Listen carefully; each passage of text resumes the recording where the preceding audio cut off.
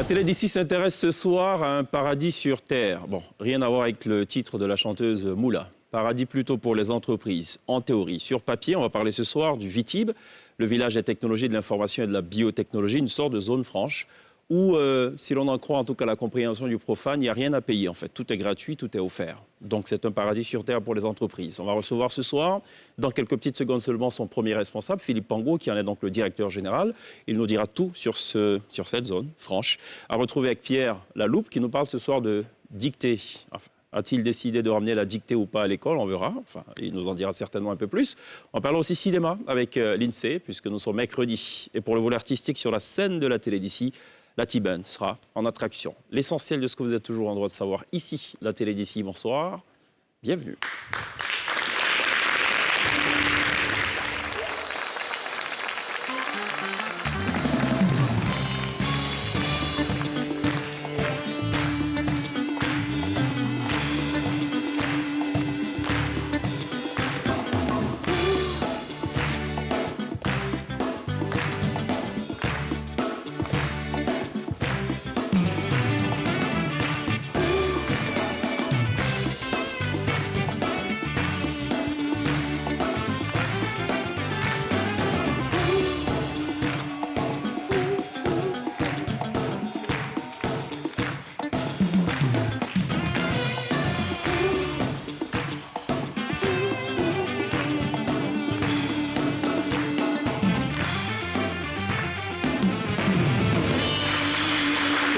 Ce soir, dans la télé d'ici sur NCI, la vie au VITIB, le village des technologies, de l'information et de la biotechnologie dans la télé d'ici. Je rappelle, le rendez-vous, c'est du lundi au vendredi, 18h40 pour tout savoir en 1h05. Donc, on parle de choses qui vous intéressent. Ce soir, on reçoit Philippe Pangot avec beaucoup de plaisir. Bonsoir, bienvenue. Bonsoir. C'est un paradis ou pas, le VITIB? J'aime beaucoup votre introduction. Ouais. On aimerait bien être un paradis. On va dire que c'est un endroit idéal pour faire un certain genre d'affaires. Ouais. D'accord. C'est peut-être pas parfait, mais idéal. Oui, idéal. Idéal. Ouais. Dans une certaine configuration. D'accord. Qui a été créé en 2006 sur papier? 2006, l'idée remonte à un peu avant cela. Cette initiative de l'État de Côte d'Ivoire de créer un espace dédié un peu aux technologies. 2006, c'est l'année où, effectivement, l'entreprise VITIB a été créée.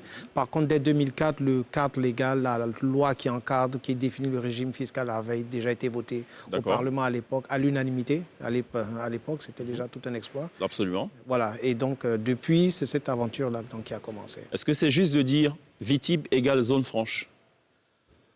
Ou est-ce que le VITIB est une portion, on va dire, de la zone franche? Non, c'est un peu réducteur d'ailleurs. Il faudrait dire, nous sommes du 2 en 1. Nous sommes à la fois une zone franche parce qu'on est couvert par un régime fiscal spécial, mais nous sommes surtout un parc technologique. L'objectif ultime, c'est le parc technologique. La zone franche, la zone économique spéciale, le régime d'incitatifs fiscaux et douaniers, c'est plus l'artifice qui sert à réunir dans un espace donné des entreprises qui se ressemblent, qui conjuguent le mot technologie ensemble. Quoi. Absolument. Sinon, l'objectif ultime, c'est vraiment la Smart City, la ville intelligente. Certains diraient notre Silicon Valley, mais c'est vraiment ça l'objectif réel. Voilà. On va parler de tout ça, de ces objectifs, des échéances à venir. En tout cas, merci d'être là, Philippe Pangot. Ça va, l'INSEE? Très bien, merci. Pierre, ça va? Très bien. Vous êtes en Pagne. Vous anticipez sur la journée internationale des droits de la femme. Vous savez que c'est célébré à travers le Pagne notamment. Et ce sera à partir dès la semaine prochaine, peut-être, c'est ça? C'est ça. Vous anticipez, mais ce n'est pas la couleur officielle, mais ça y ressemble quelque peu. On s'en rapproche. D'accord, très bien. On va parler de technologie ce soir. La loupe de Pierre à retrouver. Je devrais dire la dictée de Pierre. Non, ça va. On ne va pas trahir les secrets, on ne sait pas. Who knows? On verra bien. On espère. On va parler cinéma avec l'INSEE aussi. Oui. Tiens, la spécialiste cinéma. Je propose juste qu'on regarde cet extrait. Ça va durer 3 minutes. C'est pas barbant, vous allez voir. Ça va très vite. C'est un extrait d'un reportage, NCI Reportage, qui a été justement réalisé sur le VITIB. Je me rappelle. Je pense que vous étiez d'ailleurs l'acteur principal de ce film, de ce movie. On regarde donc cet extrait. Et puis juste derrière, on déroule.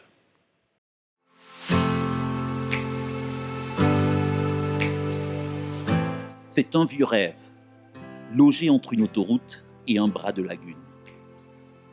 Un projet conçu dès les années 90 et qui aurait dû redessiner pendant la décennie 2000 le paysage de ces centaines d'hectares aux portes d'Abidjan et à l'entrée de Bassam.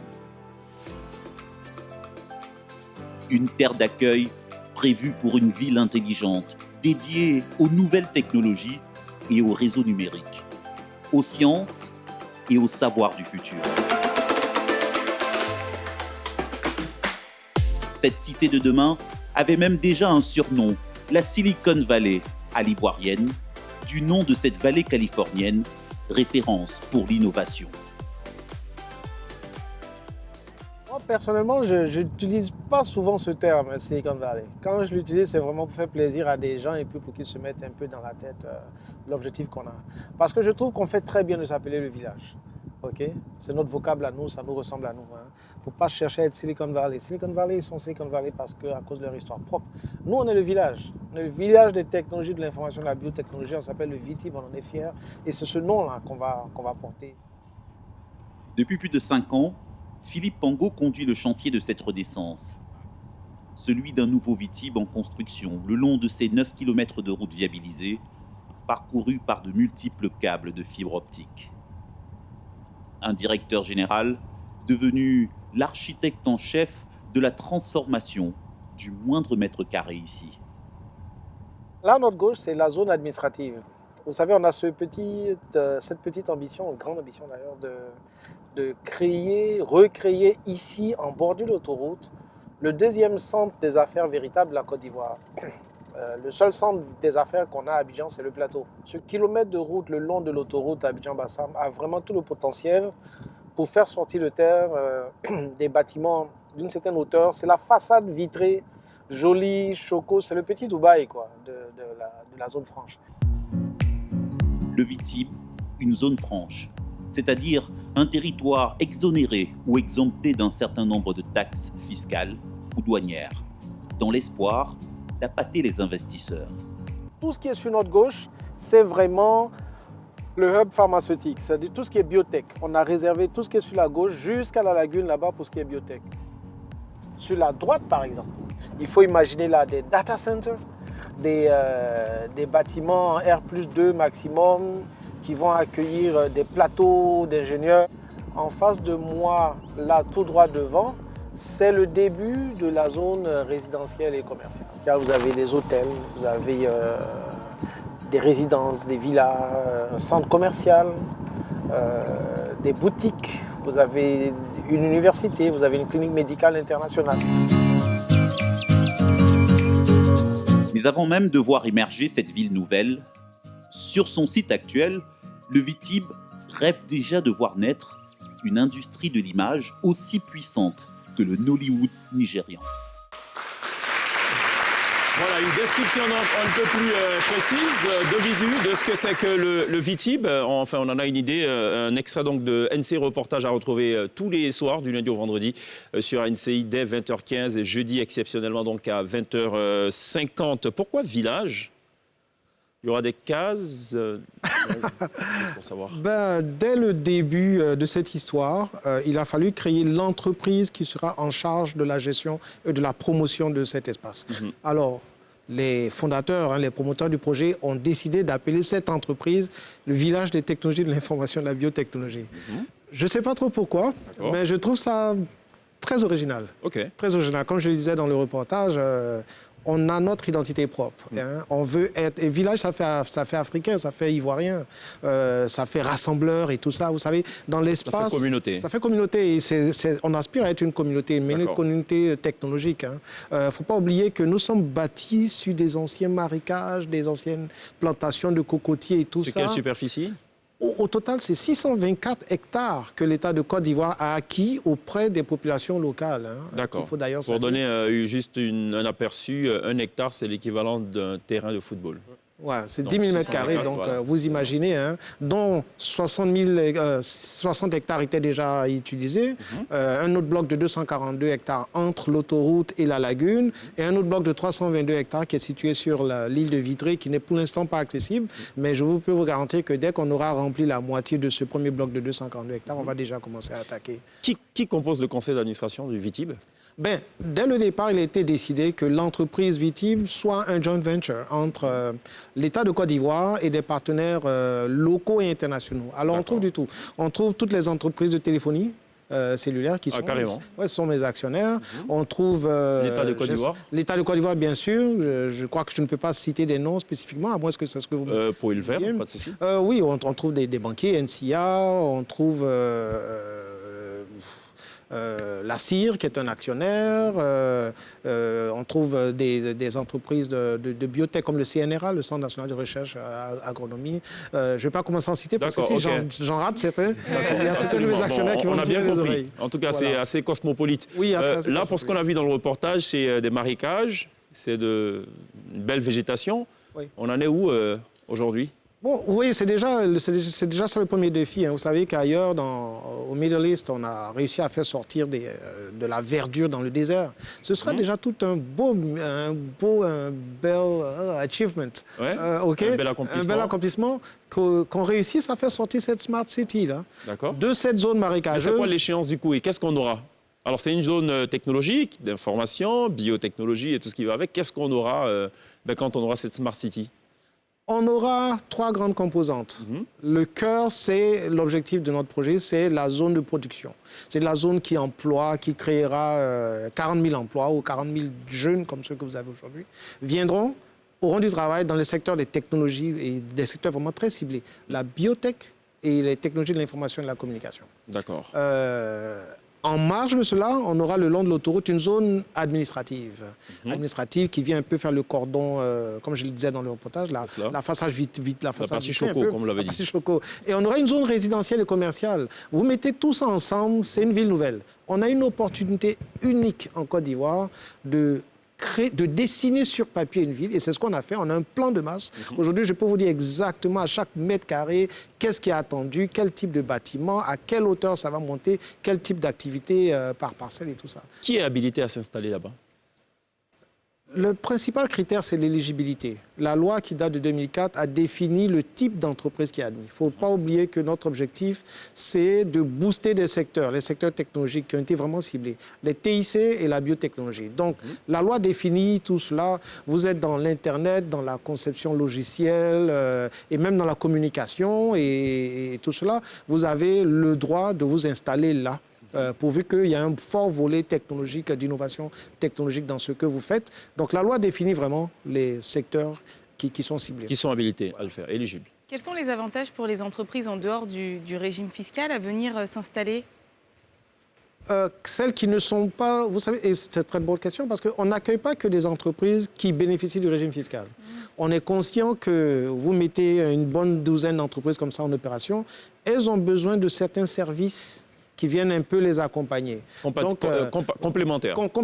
Complémentaires. Alors, on accepte du tout jusqu'au livreur de pizza. Il peut avoir un restaurant au cœur de la zone qui ne va pas bénéficier des agréments du régime fiscal, mais qui vient donner un plus à la zone, qui vient rajouter ces services nécessaires au bon fonctionnement de la zone. Vous pouvez être un investisseur qui vient dans l'immobilier, qui vient construire les bureaux qui nous permettront, nous, de caser les entreprises qui cherchent des mètres carrés à louer. Et donc, vous êtes encore le bienvenu à venir. Mais qu'est-ce que l'on peut trouver au Vitib que l'on ne trouve nulle part ailleurs ? Sur aucun autre site. OK. Je vais vous donner un exemple. Nous avons un data center avec des racks, des serveurs qui hébergent les équipements d'entreprise. Je pense que nous sommes le seul data center en Côte d'Ivoire qui a 5 fibres optiques qui arrivent dans la salle. Par 5 schémas.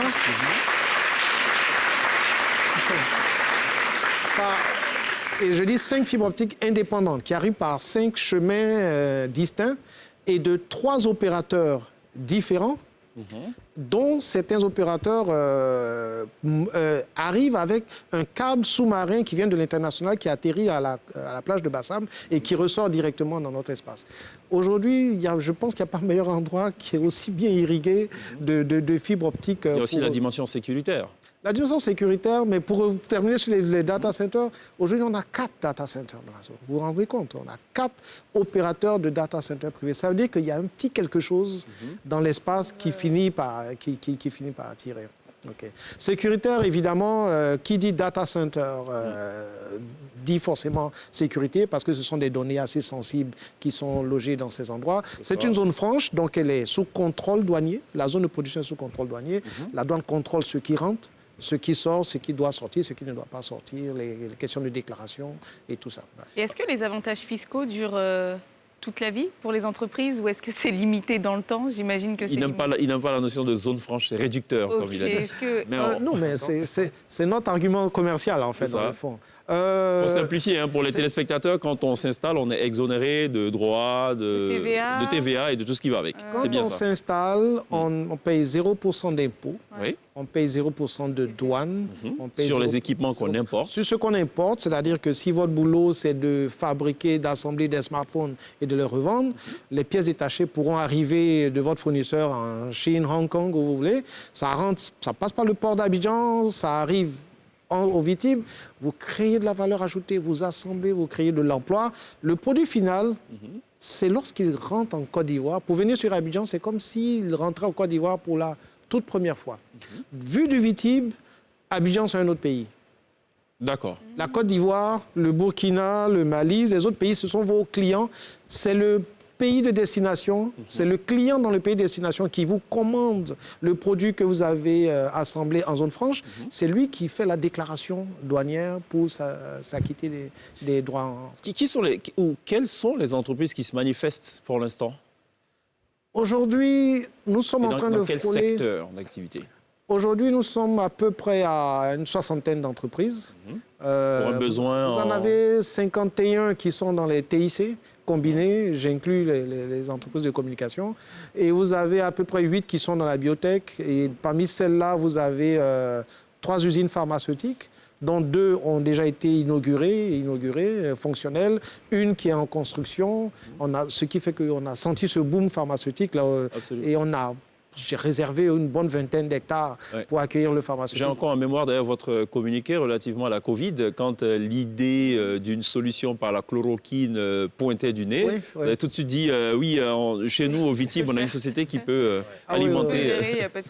Mon côté commercial a pris le devant immédiatement. Mais c'est vrai, vous savez que la Côte d'Ivoire ne produit que 10% de sa consommation en médicaments.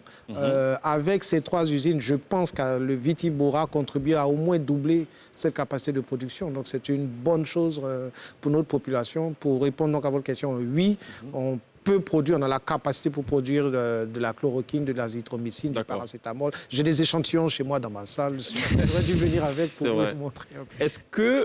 Est-ce que vous avez au moins une idée précise du besoin en nombre d'entreprises, si ce n'est pas une question idiote? Vous avez designé la superficie. Vous dites, pour occuper donc cet espace-là, on a besoin de 500 entreprises ou 300, non? Ou le raisonnement n'est pas... Non, c'est une bonne question, sauf que on a réfléchi en nombre d'emplois possibles pour en arriver au chiffre de 40 000. Vous savez, dans le secteur des TIC, vous pouvez avoir une start-up de 2 personnes. Qui occupe rien qu'un petit poste. Retournons même à Bill Gates, qui était dans son garage, mais qui avait le mastodonte Microsoft qui tenait rien que dans son garage. Donc, c'est un peu difficile de quantifier tout ça en nombre d'entreprises exactement. Mais si vous me parlez des besoins de notre pays pour ce genre de technologie, alors là, je peux vous en dire beaucoup. On a un énorme besoin de numérisation de notre pays. Ça, c'est clair. Le numérique dans notre pays, alors là, il est loin d'être arrivé là où il devrait. On le sait. Il n'y a pas de doute à ce niveau. Il n'y a même pas de doute d'ailleurs qu'on est au temps de la pub. Qu'on va se calmer à la pub et on revient juste après.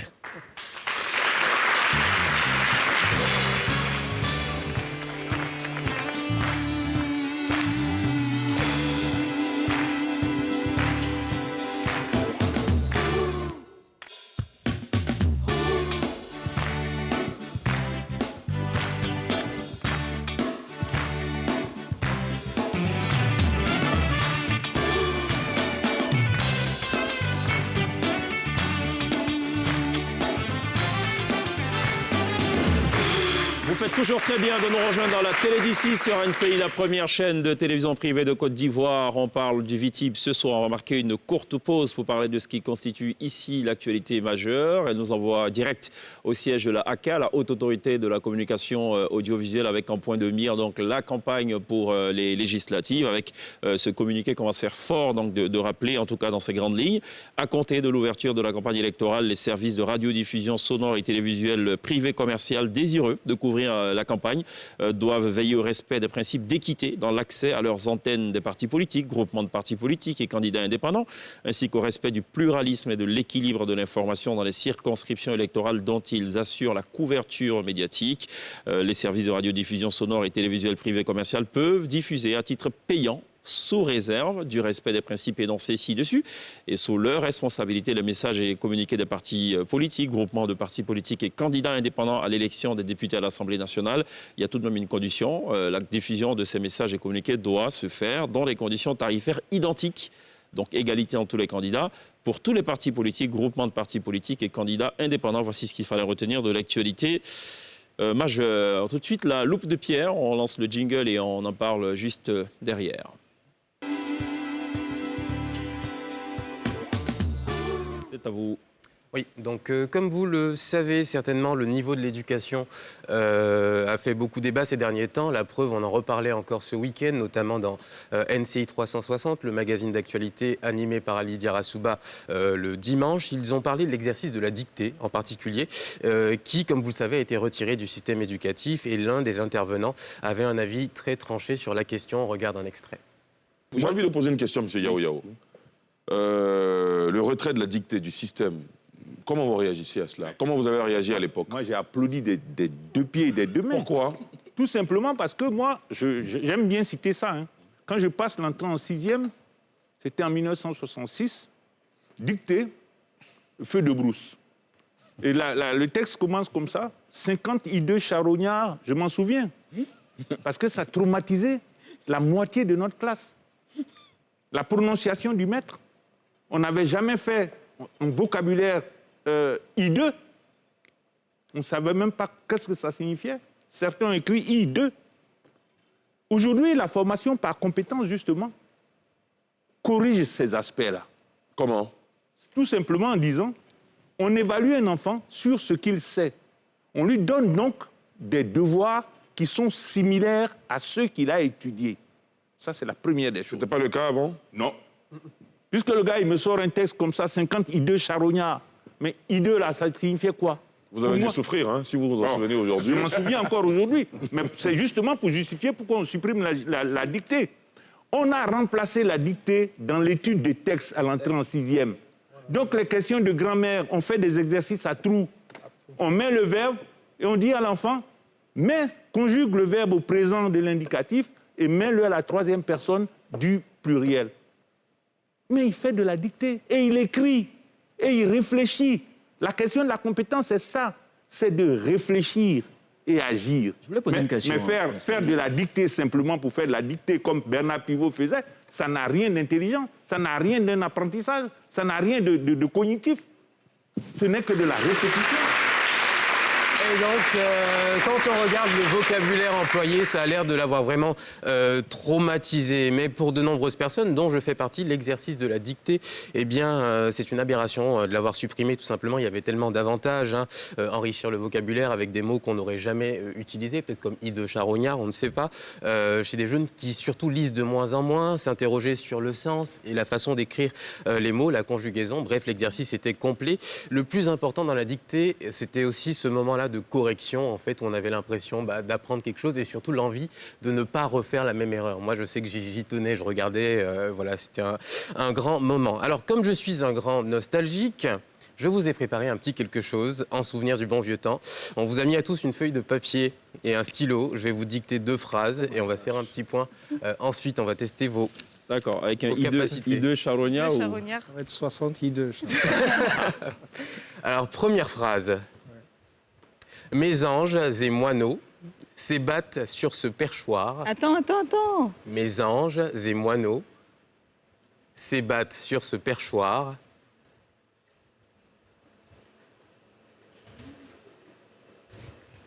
C'est pas très rapide. Hein. On est bon, on y va. Hein. Mes anges et moineaux s'ébattent sur ce perchoir ocre avant la tombée des feuilles.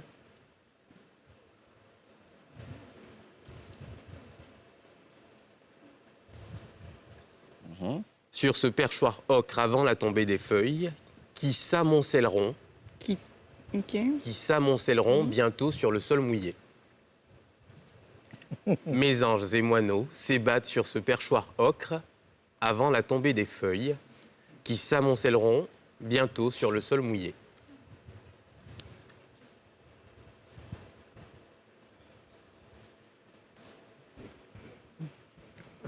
Au jour le jour, apprécions la nature si belle en cette saison.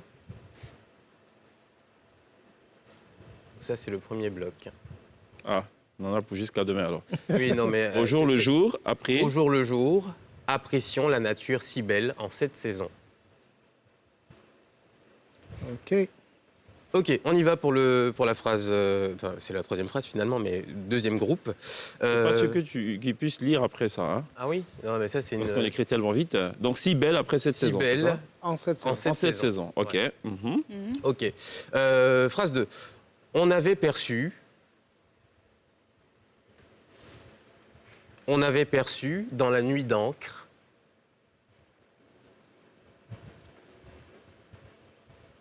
le lugubre et grand guignolesque.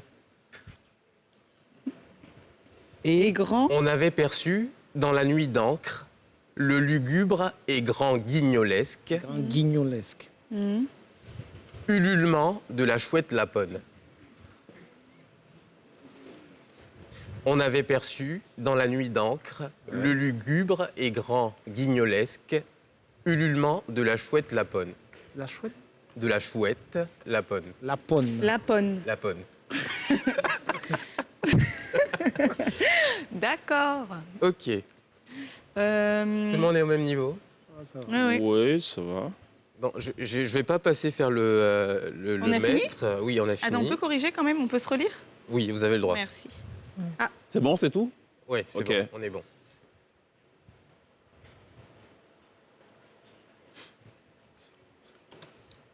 OK.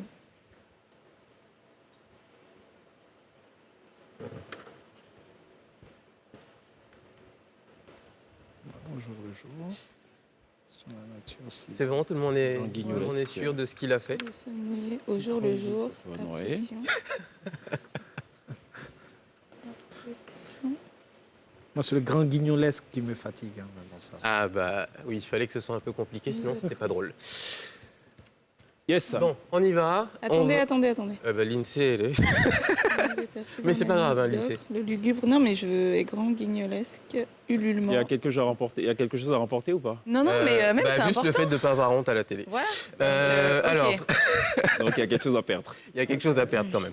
L'INSEE, c'est bon, on y va. Mhm. Alors, on va afficher la correction donc, des phrases sur l'écran. Donc, pour la première phrase, Ah, mais non, Ah. non, non. tout de suite, mes anges et moineaux Ouais. s'ébattent sur ce perchoir Ouais, ça, c'est ocre bon. avant la Ouais, tombée ça, des c'est feuilles bon. qui s'amoncelleront bientôt sur le sol mouillé. Première phrase de ce groupe, combien de fautes avez-vous fait et où? Bientôt. Une faute sur mes anges. Les anges. Moi aussi, mes J'ai anges. écrit mes Mes anges. anges. Moi Moi, aussi. je conteste ça. Pardon, pourquoi? Pourquoi ce ne serait pas mes anges? Mes anges et Ouais. pas Oui, mes c'est anges. vrai. Oui. Ouais, C'est j'ai ça. bien Moi prononcé. aussi, je pour le coup. proteste. Non, vous avez tous fait une faute. Alors, donc, deuxième bloc de phrases. Attends, non, moi j'ai fait une faute sur mes anges et Mes aussi anges. sur Amoncelleron, j'ai mis deuxième et ocre. c'était. Et ocre. Il n'y a Ocre, pas c'est- un accent circonflexe? Non, non, c'est O. aussi. Non, il n'y a bon. pas d'accent. Et donc, Voilà. la suite, au jour le jour, apprécions la nature. Ouais, ça, c'est bon. Alors, s'amoncelleront bientôt sur le sol mouillé, tout va bien pour tout le monde. Ouais. Au jour le jour, apprécions la nature si belle en cette saison. Vous avez mis la virgule ou pas? Au jour le jour, virgule. Au jour le jour. Non. Parce que je l'avais bien marqué, hein, Non, dans non. le ton. J'ai mis- Moi, je l'ai pas Apprécions mis. la nature si belle en cette saison. Donc, deux fautes pour tous les deux dans ce Oui. bloc de phrases et Ouais. une pour vous. Ouais. Ok, donc On va deuxième, discuter après. deuxième phrase. Ça On dépend a- aussi le gars qui dicte si choquant. Ouais, non, non, ouais. non. j'ai été ça. très Il- bien. Non, Au lieu de dire faut mes savoir. anges, je dirais mes anges. Mes anges. Non, ça va. Franchement, ok. Il n'y a rien à redire. Non, mais après, sur c'est la- vrai que Chèque est très, très à cheval sur l'orthographe et il a raison. Et donc, c'est pour ça, je pense qu'il veut discuter par rapport au ton. Oui, parce que le chocobi, c'est comme le gars qui faisait la Ouais, dictée qui dit la fête de la nouvelle igname. Bon. Ça m'a traumatisé parce que bon, il était d'une ethnie, donc ça se comprenait. Mais bon. Alors, deuxième phrase. On avait perçu, dans la nuit d'encre, le lugubre et grand guignolesque ululement de la chouette laponne. Est-ce qu'on peut avoir le On texte va voir avec le moi? texte. On l'avait perçu. Alors, Comment vous vous en sortez sur celle-là? Alors, moi, j'ai pas mis le tiret entre grand et guignolesque. Moi non plus. Moi non plus. J'ai La dit. chouette lapone, c'est bon. Ululement, j'ai mis... Alors, ah j'avoue ouais. une chose, c'est que j'ai mis un ENT à avait, et je vais donner les raisons. Parce que le on est un pronom indéfini, donc qui est au singulier a priori. Lequel? Où? On avait préçu. Non, Oui, on peut oui. pas mettre ENT là. Ah si, justement, dans On certaines exceptions, on peut mettre le ENT à l'écrit. Donc, si je parle en votre nom. Si j'emploie le on, je peux mettre un ENT, je peux me Ça, permettre je de le savais faire. pas. Ah Tu si, vois, on c'est une apprend des exception. choses en dans linguistique. la- Et donc, on avait perçu dans la nuit d'encre. Là, tout va bien. Tout le monde pour tout Oui, le mais monde moi j'ai Ouais, des... ouais, moi- ça À part les virgules, Oui, peut-être. moi, c'est les Ouais, le virgules. tiret entre grand et Moi, guignolesque. c'est j'ai pas- virgule Voilà, et grand tiré. guignolesque Oui. et ululement. Ululement, j'ai mis un H. Voilà. Moi, j'ai mis un H. Ouais, voilà. tous Ululement, c'est le cri de la hibou chouette. ouais, Voilà. d'accord, chouette. Ouais. Tu n'as pas mis de H, chèque. Comment? Tu n'as pas mis de Non. H. En tout cas, j'ai toujours dit que prof de dictée, chèque. Non, c'est la fête de la nouvelle igname. Et donc, du coup, pour finir, est-ce que pour vous, la dictée, c'était une expérience traumatique? Est-ce qu'il aurait fallu Bon. la retirer? Je n'en sors pas traumatisé. Ouais. OK. Moi, je vais donner mon opinion un peu là-dessus. Moi, je suis de la vieille école qui a fait vraiment lycée scientifique, vraiment, en tout cas, vraiment la grammaire comme il faut. La dictée, j'ai bien aimé. Mais vous voyez, pour moi, je suis un personnage qui est un peu tiraillé entre les sciences et les lettres. J'ai toujours été tiraillé. C'est pourquoi, à mes temps perdus, je suis écrivain. Pour moi, la grammaire, c'est des règles. Les mathématiques, c'est des règles. Quand on te dit la surface d'un rectangle, c'est la largeur multipliée par la longueur, c'est une règle. Tu as bien compris la règle, tu l'appliques, tu calcules la surface d'un rectangle. Quand on te dit en français, deux verbes qui se suivent, le second se met à l'infinitif, c'est une règle. Dans le fond, celui qui a la capacité de comprendre une règle et l'appliquer, il peut être bon autant dans les sciences que dans les lettres. Le but de la dictée, c'est de s'assurer que l'élève connaît les règles, les identifie et les applique. OK? Il sait, voilà. Et pour moi, si c'est la dictée qui permet de s'en assurer, faisons des dictées. S'il y a d'autres exercices qui permettent de s'en assurer, utilisons-les.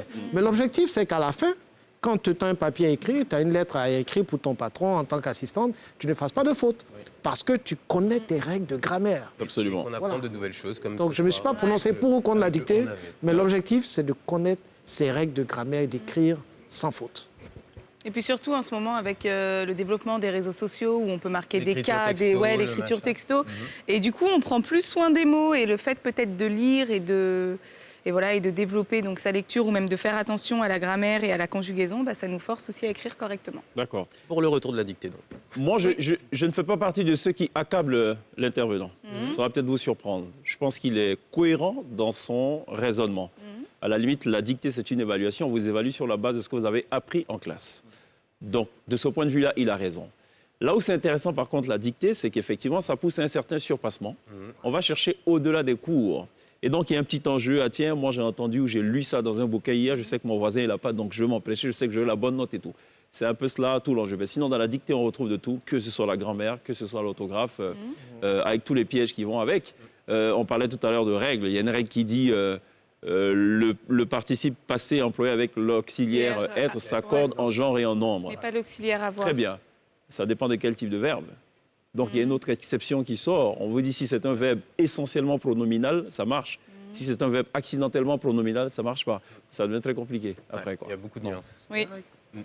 C'est des règles. C'est les règles. C'est les règles. Et il faut les connaître, ces règles. Merci Pierre pour cette petite dictée voilà, qui nous a permis de savoir qu'on n'aurait pas eu 10 sur 10 quoi, Non. dans cette affaire. Peut-être 8 Peut-être 8, hein ou 6, je pense moi 6, 6, d'accord. à cause des virgules, tout ça. Moi, j'avais le bon rôle dans tout ça. Ouais. Être, c'est toujours bien placé. C'est ça, grand guignolesque, ouais, d'accord. Alors, en comparaison, on revient donc au Vitib. Est-ce qu'on peut s'amuser à visualiser un peu ce à quoi va ressembler le Vitib? Est-ce qu'il y a une ville, peut-être à l'étranger, qui se rapproche un peu plus? OK. Il y a peut-être 3 ans de cela, on a fait faire une étude. C'est cette étude qui a mené au design de notre ville avec ses différentes composantes, le plan de masse et tout ça. Et on l'a basé, cette étude, sur une comparaison avec d'autres parcs technologiques ailleurs dans le monde, pour savoir qu'est-ce qu'il faut à notre parc pour qu'il soit véritablement compétitif, pour qu'on s'installe ici en Côte d'Ivoire plutôt que d'aller ailleurs. Parce que je dois vous avouer, j'ai déjà perdu des clients qui ont préféré s'installer ailleurs. Et c'est ça qui a mené au catalogue d'infrastructures. Aujourd'hui, par exemple, je vous apprends qu'il y a une entreprise au Vitib qui est en train de construire un parc aquatique, qui va être un des plus gros parcs aquatiques avec des glissades d'eau, une montagne au centre de 27 mètres qui crache le feu la nuit et tout ça. Qui crache le feu ou l'eau? Enfin non, du spectaculaire, quoi, fireworks. L'objectif, c'est quoi? Moi, je disais souvent à mon staff, je dis, imaginez, c'est vrai, on a un parc technologique, mais si Disneyland veut planter son parc au milieu de notre parc technologique, moi, je suis preneur.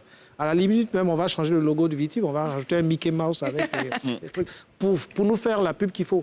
Donc, pour répondre à votre question, c'est une ville complète, totale, autonome, smart, verte, parce qu'il va falloir bien replanter tout ce qu'on a pu c'est ça, il le faut. Enlever. Voilà, verte, autonome, technologique, avec tous les gadgets technologiques, que ce soit du résidentiel ou des tours à bureaux. Vraiment, le mot commun, c'est la technologie, quoi. Est-ce qu'elle est ouverte, pardon, Lindsay, est-ce qu'elle est ouverte, cette zone, aux autres nationalités, aux entreprises étrangères, ou sont uniquement les entreprises nationales? Première question. Deuxième question, est-ce qu'il y a une préférence nationale? L'objectif du Vitib, au départ, c'était justement d'attirer ces gens de l'extérieur.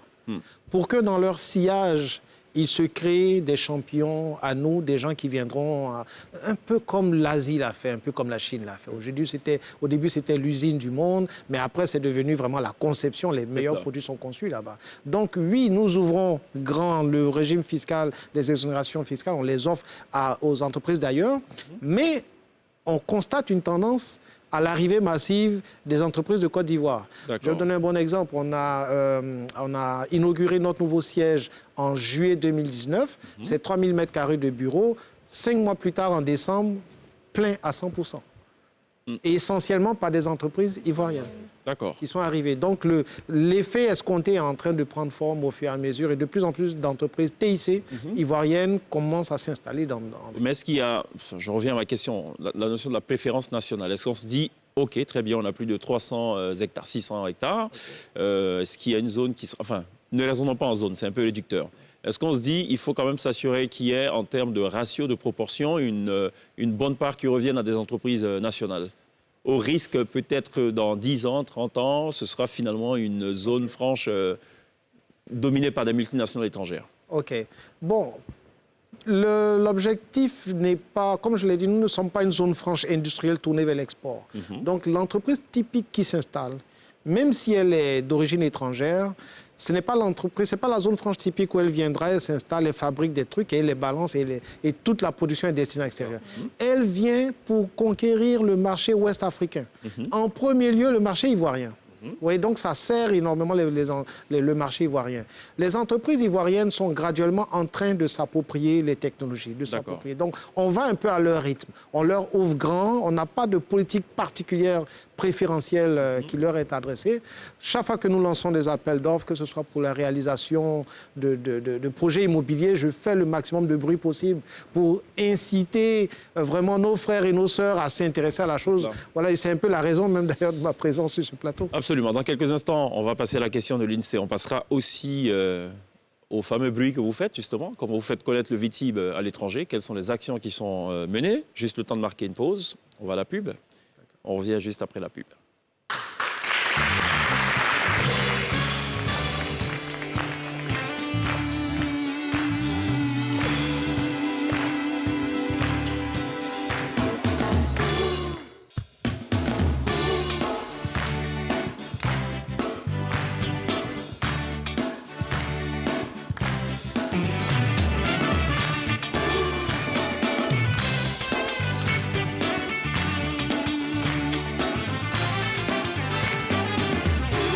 Toujours très bien de nous rejoindre dans la télé d'ici sur NCI pour parler ce soir du Vitib, le village des technologies de l'information et de la biotechnologie. Cet immense projet ambitieux, en tout cas, qui voit le jour du côté de Bassam. Pourquoi Bassam? Il a fallu chercher un grand espace de terre qui pouvait donner 624 en un bloc dans la zone. Et je pense que la région était propice. Pour réunir justement cette masse de terre. Parfait. L'INSEE.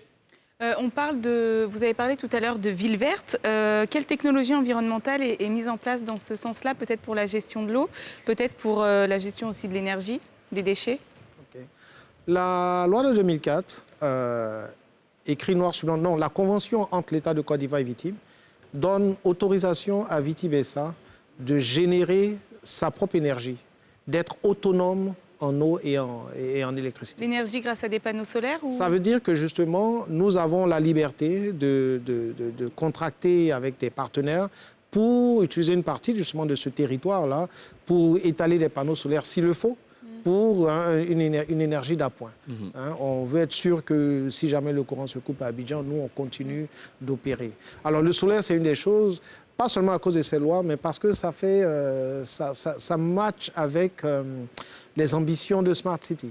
Pour être véritablement une Smart City, vous savez, aujourd'hui, notre clientèle, elle vient un peu partout et elle est sensible à ce genre, à la protection de l'environnement. On a un bord lagunaire, on est voisin de la ville, on est au nord de la ville de Grand Bassam, ville historique, culturelle, patrimoine mondial de l'UNESCO. Donc, ce serait vraiment bien qu'on complète avec ces politiques environnementales-là, qu'on complète assez bien cette ville historique qui est à notre portée. D'accord. Avant d'arriver à Pierre, dans le reportage, vous aviez la barbe et là, vous ne l'avez plus. C'est un peu dans cette dynamique?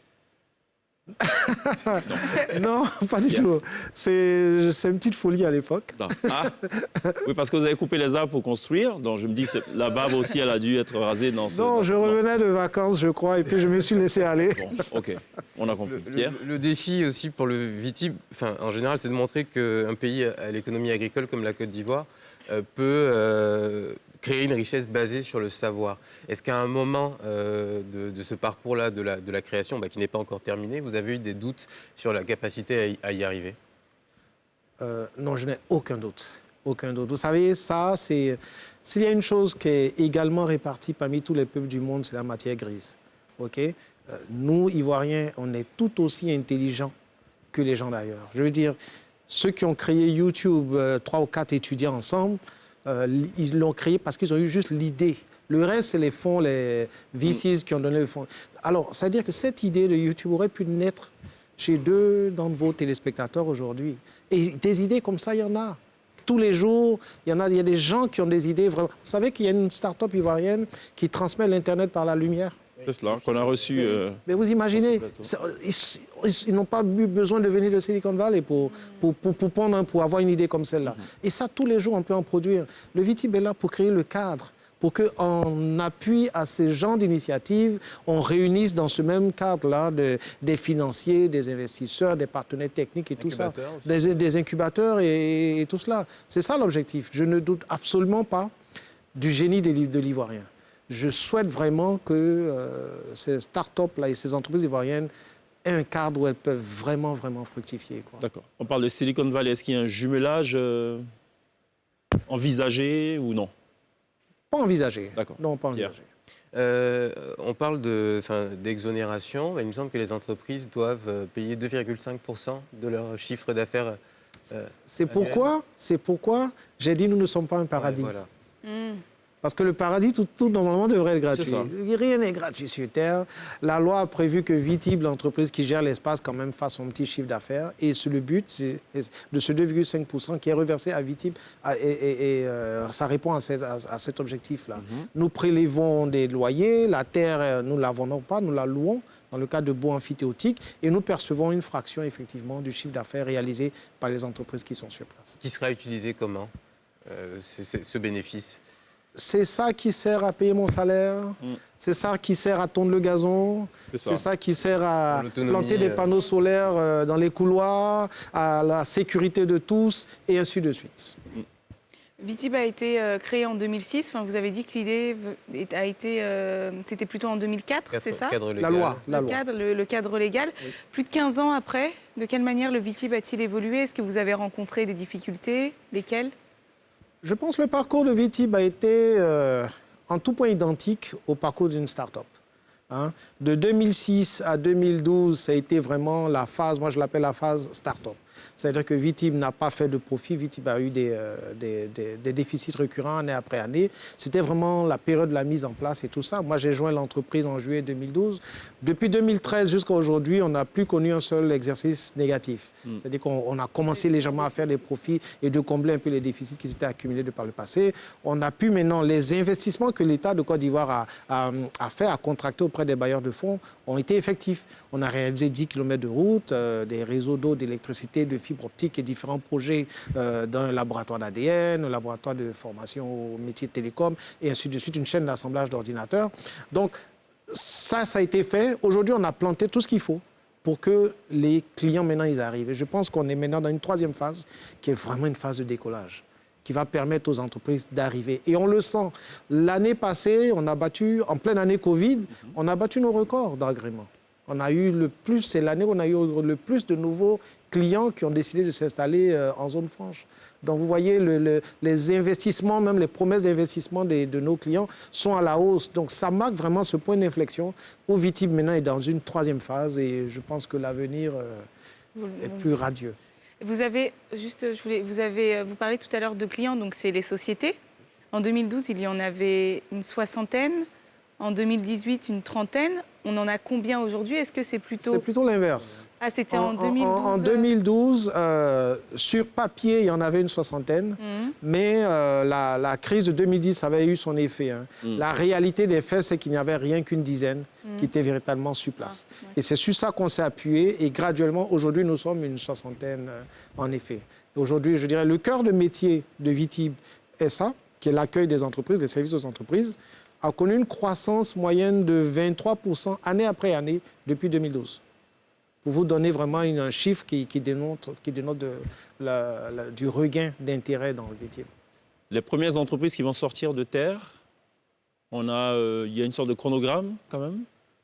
Bon, aujourd'hui, je dirais l'année 2020 qui vient de s'écouler, c'est à peu près une vingtaine d'entreprises qui ont été accueillies. Et qui exercent déjà. Et qui exercent. Donc, on va certainement continuer à ce rythme. Le défi aujourd'hui, c'est pas le nombre d'entreprises, on est sûr de pouvoir le maintenir. D'accord. Le défi, c'est plus de sortir de terre les infrastructures. Avec les infrastructures d'accueil que nous avons aujourd'hui, dans nos projections, à la fin de cette année 2021, on n'aura plus de mètres carrés disponibles pour loger des entreprises.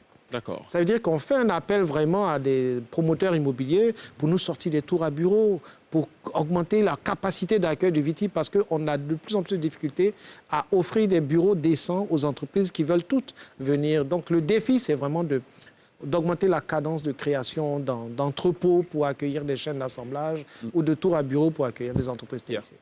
Je sais que pendant la crise du coronavirus, vous avez donné la possibilité d'avoir des accréditations express de 48 heures à des entreprises qui exerçaient dans le domaine médical et qui pouvaient justement aider pendant cette période-là. Une fois qu'on sera sorti de la période Covid, est-ce que ces entreprises qui sont arrivées auront toujours le droit d'exercer chez vous ou c'est juste pour cette période-là ? La loi nous dit ceci, quand nous donnons un agrément à une entreprise pour qu'elle bénéficie des exonérations fiscales, c'est donné, c'est donné. Hein. On n'a pas, nous, la liberté, la possibilité de l'arracher comme ça parce qu'on n'aime pas votre tête. C'est fait, c'est fait. On a fait un appel à des entreprises dans le secteur et aujourd'hui, ça a donné ses fruits parce que je peux vous annoncer qu'une entreprise s'est installée au Vitib qui commence à manufacturer des masques chirurgicaux. Une entreprise qui commence à manufacturer des tests Covid et tout aux tests médicaux et tout ça. Donc, vous voyez, l'effet Covid, nous, on surfe sur tout. Hein.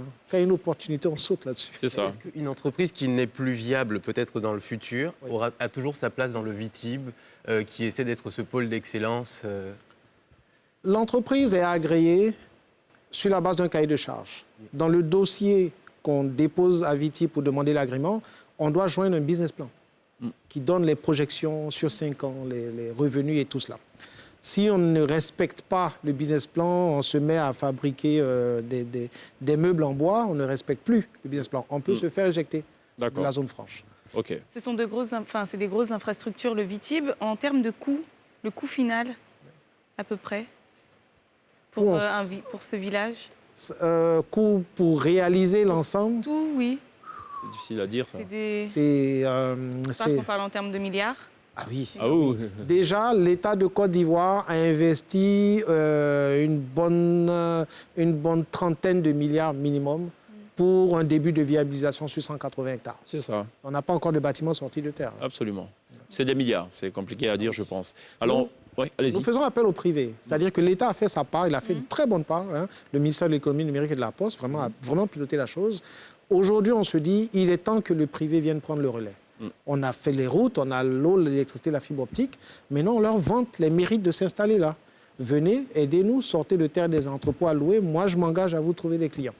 C'est bien de parler de vente de mérite. Comment vous promouvez justement le VITIB à l'étranger auprès des entreprises ou des multinationales qui pourraient éventuellement être intéressées à s'y installer? On a beaucoup de relations avec certaines ambassades de pays qui très tôt nous ont accompagnés. Je pense particulièrement à l'Inde.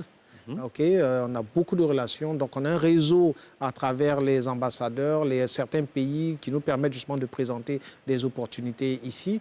Nous participons quelquefois à des forums d'investisseurs ici et ailleurs dans le monde. On pourrait en faire beaucoup plus. Ça, je dois vous avouer que c'est un peu notre talon d'Achille parce que les revenus de VITIB ne sont pas encore énormes, ne permettent pas de faire de la promotion comme on devrait le faire. On va au rythme de notre croissance et puis on fait le mieux qu'on peut avec les moyens. On peut s'imaginer retrouver sur un site du VITIB, je ne sais pas moi, un centre de production cinématographique. Mais moi, vous sautez sur toutes les occasions. J'adorerais accueillir NCI chez moi. Ah bon? Ah oui. Ah oui. Ah oui. Mais il y a un projet. Je dois vous avouer. Il y a un projet de cité audiovisuelle. Mais justement, de la même manière que nous avons créé un hub pharmaceutique en réservant des terres pour la pharmacie, nous avons réservé tout un espace pour l'audiovisuel. C'est ça. Et je regarde votre plateau, c'est une merveille technologique. Il n'y a aucune raison que vous ne soyez pas au VITIB. En zone. Oui. En attendant d'y arriver, on va parler cinéma avec l'INSEE. Avec plaisir. Bon, pour le coup, on va parler plutôt de films qui ont déjà été produits. Super. Pas de sites à construire. Bon, allez, jingle.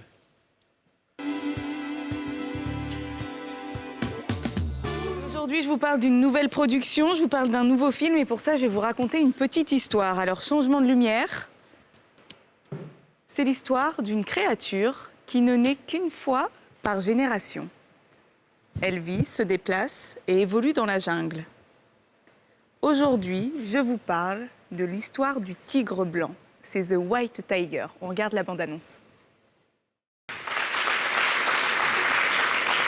Donc pourquoi The White Tiger? Parce que le personnage principal se prend justement pour un tigre blanc, pour quelqu'un vraiment d'exceptionnel, hors du commun. L'histoire se déroule entre 2007 et 2010. C'est une adaptation du roman d'Aravind Adiga. On retrouve un humour typiquement indien, fait d'un mélange efficace de naïveté et d'absurdité. Le film décrit la volonté d'un homme à sortir de sa condition de serviteur des riches et puissants.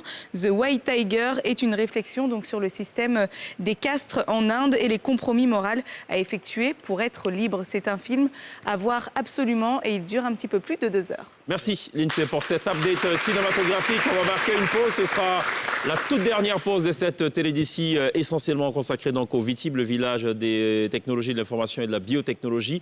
On se retrouve juste derrière. Dans quelques instants, la T-Band sera live sur la scène de la télédécie.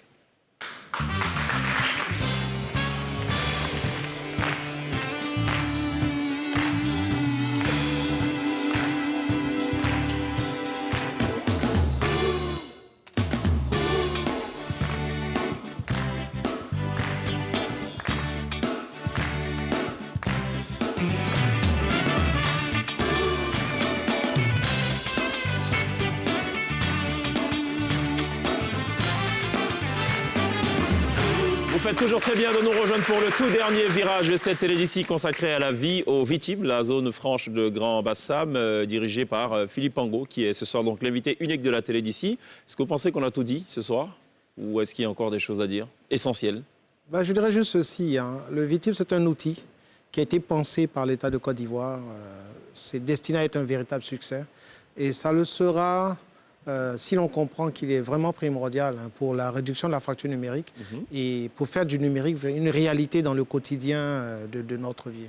Pour cela, il nous faudra constamment bénéficier de cet accompagnement de l'État de Côte d'Ivoire parce que nous sommes un îlot dans le pays, un îlot avec son régime fiscal et qui doit avoir ses procédures propres en interne qui sont 10 fois plus expéditives pour c'est à ce prix-là que des gens d'ici et d'ailleurs courront pour venir s'installer dans notre zone pour véritablement créer les emplois qui sont attendus. Philippe Angot, merci d'être passé par la télé d'ici. C'est moi qui vous remercie. Merci à l'INSEE. Merci à Pierre. On n'oubliera pas évidemment de remercier les élèves du collège Louis Lagrange qui nous ont accompagnés tout au long de cette émission.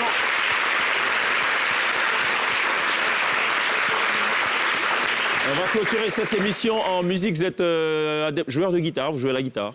Guitare-clavier, un peu. Guitare-clavier, un peu, beaucoup ou... Bassiste aujourd'hui. Bassiste, plus précisément. C'est ce qu'il y a de mieux là. C'est ce qu'il y a de mieux, c'est vrai. D'accord, bon, très bien. Ce soir à la basse, on n'aura pas Enoch, on aura plutôt Ismaël, épaulé donc dans sa prestation, on va le dire, par Kevin au piano, par Vivien à la batterie, par Geoffroy Kamata à la guitare et Andy Daphné évidemment donc au chant, qui nous reprennent ce soir 2 titres dont l'un de Nat King Cole, The Autumn Leaves. On se retrouve demain. Ici la Take Care, la T-Band, right now.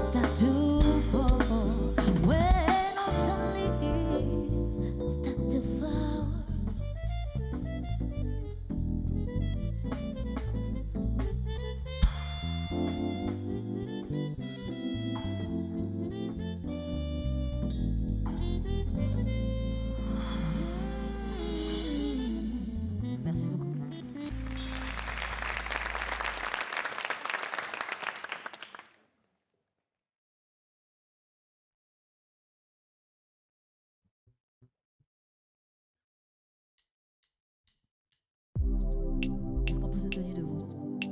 Est-ce qu'on peut se tenir debout? On va danser ensemble ce soir. levez-vous, s'il vous plaît.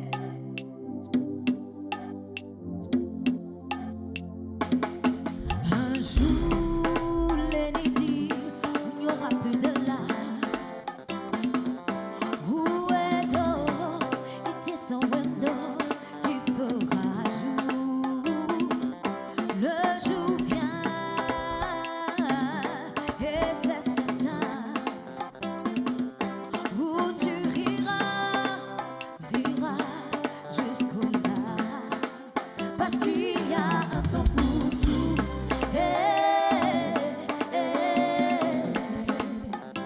Un temps pour naître et pour mourir.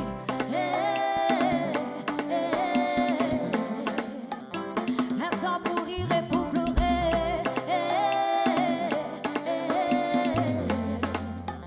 Se lamenter et pour danser.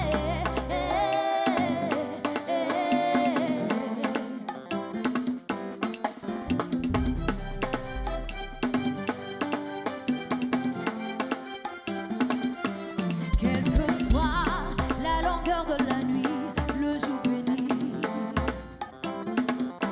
À tes abois, n'est beau et doux. Le jour vient, et c'est certain. Où tu riras jusqu'au là. Parce qu'il y a un temps pour tout.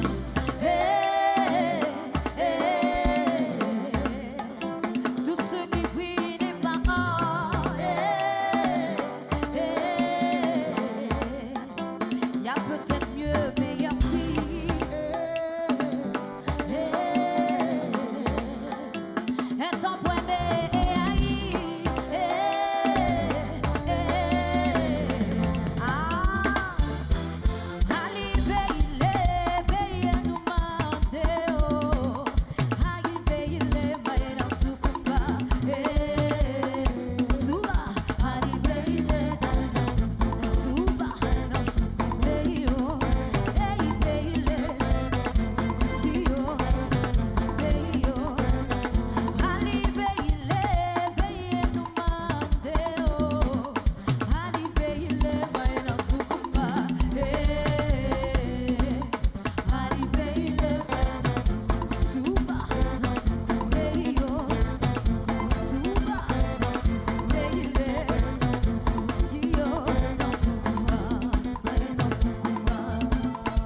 L'attente féroce, tant qu'on vit, l'espoir est permis. Matico, Tico, Titi, Matico, Matico, Titi, seke, ha, seke, ah, seke, seke, seke, seke, seke, seke, seke, seke, seke, seke, ah, Matico, Titi, Matico, Tico. Ali beile, beile no mande o. Ali beile, beile no sukuba. Ali beile, beile no sukuba. Beile no sukuba yo. Beile, beile no sukuba yo. Beile, beile no sukuba yo. No sukuba, beile no sukuba, no sukuba.